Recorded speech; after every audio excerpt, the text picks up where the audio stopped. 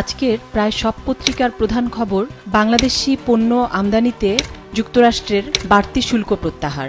এ নিয়ে প্রথম আলোর প্রধান শিরোনাম, শুল্ক কমেছে, বাংলাদেশে স্বস্তি। দর কষাকষির পর পাল্টা শুল্ক ৩৫% থেকে কমে ২০%। যুক্তরাষ্ট্র থেকে আমদানি বাড়াবে বাংলাদেশ। খবরটিতে বলা হয়েছে, যুক্তরাষ্ট্র থেকে আমদানি বাড়ানোর উদ্যোগ নেওয়ার পর বাংলাদেশের উপর দেশটির আরোপ করা পাল্টা শুল্কের হার শেষ পর্যন্ত ২০% নির্ধারিত হয়েছে। নতুন শুল্ক হার ৭ আগস্ট থেকে কার্যকর হবে। গতকাল হোয়াইট হাউসের এক ঘোষণায় এই কথা বলা হয়। বাণিজ্য বিশ্লেষক ও ব্যবসায়ীরা বলছেন, শুল্ক হার কমে প্রতিযোগীদের কাছাকাছি অবস্থানে আসার ঘটনা বাংলাদেশের জন্য স্বস্তিদায়ক। একই বিষয়ের আরেকটি শিরোনাম, সুস্পষ্ট কূটনৈতিক সাফল্য, প্রধান উপদেষ্টা।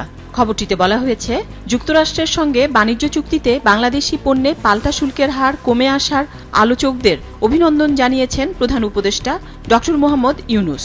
একে ঐতিহাসিক একটি চুক্তি আখ্যা দিয়ে তিনি বলেছেন, এটি সুস্পষ্ট এক কূটনৈতিক সাফল্য। সমকালের প্রধান শিরোনাম, সুবিধা দিয়ে বাড়তি শুল্কে ছাড় পেল বাংলাদেশ। খবরটিতে বলা হয়েছে, বাংলাদেশের পণ্য আমদানিতে যুক্তরাষ্ট্রের পাল্টা শুল্ক শেষ পর্যন্ত ২০% নির্ধারণ করেছেন প্রেসিডেন্ট ডোনাল্ড ট্রাম্প। ওয়াশিংটনে তৃতীয় দফার আলোচনার শেষ দিনে এবং ট্রাম্পের শুল্ক কার্যকর হওয়ার আগ মুহূর্তে স্থানীয় সময় বৃহস্পতিবার বাংলাদেশ চূড়ান্ত সমঝোতায় পৌঁছে বাণিজ্য চুক্তি করে।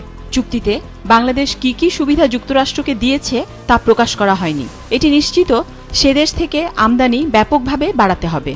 নতুন শুল্ক ১ আগস্ট থেকে কার্যকর হওয়ার কথা থাকলেও প্রস্তুতির জন্য আগামী ৭ আগস্ট পর্যন্ত সময় নেওয়া হয়েছে। পত্রিকাটির আরেকটি শিরোনাম, মৌলিক সংস্কারের যৌগিক চিত্র।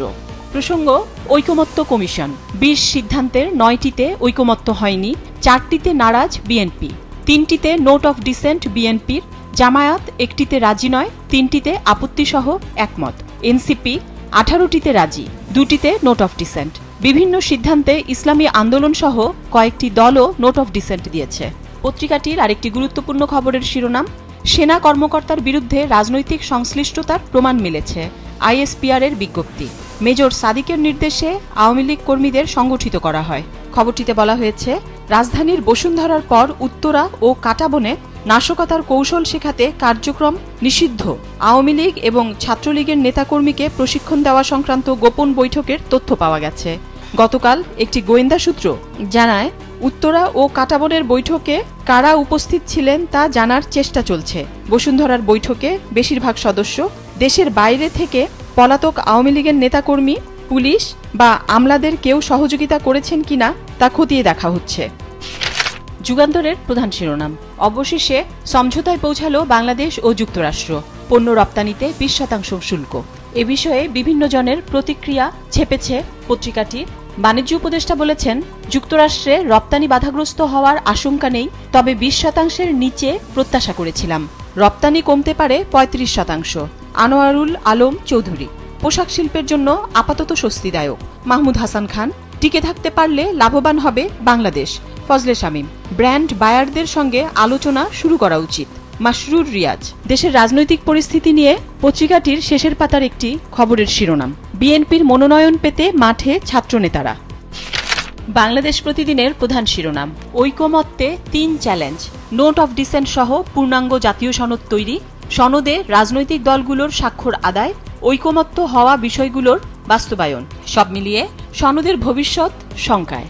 পত্রিকাটির আরেকটি গুরুত্বপূর্ণ খবরের শিরোনাম, সমন্বয়কদের মাদক সিন্ডিকেট, নিয়মিত চাঁদা নেন বার ও মাদকের আড্ডা থেকে। খবরটিতে বলা হয়েছে, চাঁদাবাজির অভিযোগে গুলশান থেকে গ্রেপ্তার হওয়া সমন্বয়ক পরিচয়দানকারী রিয়াদ সহ ৫ জন শুধু চাঁদাবাজিই নয়, তারা মাদক সিন্ডিকেটের সদস্য। এই ধরনের শতাধিক তরুণ সমন্বয়ক পরিচয় ব্যবহার করে সারা দেশে একটি শক্তিশালী মাদক সিন্ডিকেট গড়ে তুলেছেন। পাশাপাশি আরেকটি শিরোনাম, গুলশানে চাঁদা দাবি, গণতান্ত্রিক ছাত্র সংসদের জানে আলম গ্রেপ্তার।